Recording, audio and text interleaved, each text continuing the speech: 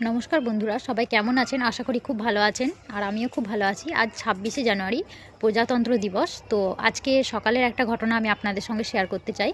তো আমাদের বাড়ির সামনে স্কুল, ছোট বাচ্চারা সব স্কুলে এসেছে সকালে। এদিকে মাস্টার, শিক্ষক, শিক্ষিকারাও চলে এসেছেন।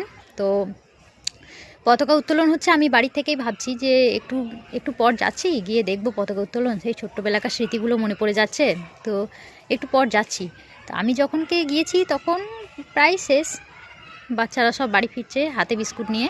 তো আমাদের পাড়ারই দুটো ছেলে, একজন ছোট্ট একজন পিকলু। তো ছোট্ট খুব কান্না করছে আর পিকলু বিস্কুট খেতে খেতে বাড়ি চললো। আমি বলছি, কী রে ছোট্ট, তুই কান্না করছিস কেন?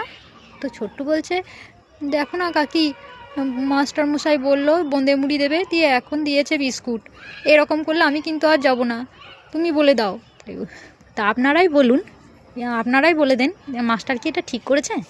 আপনাদের কাছে জানতে চাই, আপনারাই বলে দিন মাস্টার কি এটা ঠিক করে।